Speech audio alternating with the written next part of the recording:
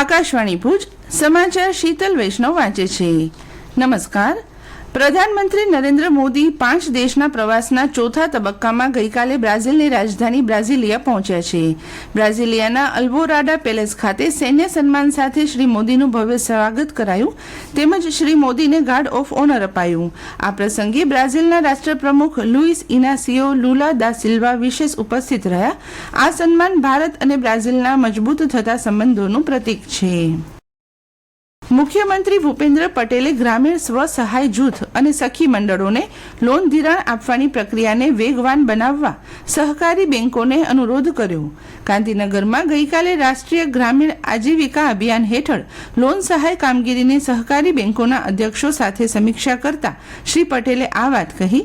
તેમણે સહકારી બેંકોને જિલ્લા સ્તરે કેમ્પ યોજવા તેમજ દર 3 મહિને સમીક્ષા બેઠક યોજવા દિશા નિર્દેશ પણ આપ્યા. નાણાં મંત્રાલયે સ્પષ્ટતા કરી છે કે બેંકોને નિષ્ક્રિય પ્રધાનમંત્રી જનધન ખાતાઓ બંધ કરવા માટે કોઈ નિર્દેશ આપવામાં આવ્યો નથી. મીડિયા અહેવાલો અનુસાર નાણાકીય સેવાઓ વિભાગે બેંકોને આવા ખાતાઓ બંધ કરવા કહ્યું છે.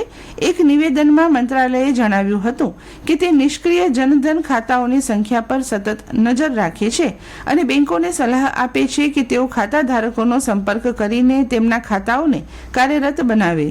તેમણે ભાર મૂક્યો કે જનધન ખાતાઓની કુલ સંખ્યામાં વધારો થયો છે અને નિષ્ક્રિય ખાતાઓને મોટા પાયે બંધ કરવાની કોઈ ઘટના મંત્રાલયના ધ્યાનમાં આવી નથી. તેમણે એમ પણ કહ્યું કે જનધન યોજના ખાતાઓ, જીવન જ્યોતિ વીમા યોજના, અટલ પેન્શન યોજના અને અન્ય કલ્યાણકારી યોજનાઓનો મહત્તમ ઉપયોગ કરવા માટે 3 મહિનાથી અભિયાન ચાલી રહ્યું છે. શિક્ષણ મંત્રી ડોક્ટર કુબેર ડિંડોરે કહ્યું, શિક્ષક એ કોઈ પદ કે પ્રતિષ્ઠા નહીં પણ જવાબદારી છે. ગાંધીનગર જિલ્લાના કુલ 90 શિક્ષણ સહાયકોને નિમણૂક પત્ર એનાયત કરતા શ્રી ડિંડોરે આ વાત કહી. તેમણે નવનિયુક્ત શિક્ષણ સહાયકોને અભિનંદન પણ પાઠવ્યા.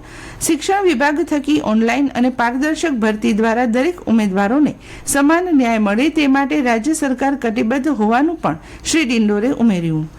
ઉલ્લેખનીય છે કે રાજ્ય સરકાર દ્વારા બિન સરકારી અનુદાનિત માધ્યમિક અને ઉચ્ચતર માધ્યમિક શાળાઓમાં ઉચ્ચતર માધ્યમિક શિક્ષણ સહાયક ભરતી પ્રક્રિયા 2025 હેઠળ ગાંધીનગર જિલ્લા સહિત રાજ્યભરમાં કુલ 3243 ઉચ્ચતર માધ્યમિક શિક્ષણ સહાયકોને ગઈકાલે નિમણૂક પત્ર વિતરણ કરાયા હતા. રાજ્યમાં હવે અરજદારો ફેસલેસ લર્નિંગ લાયસન્સની સેવા આધાર બેઝડ ઈ-કેવાયસી દ્વારા મેળવી શકશે.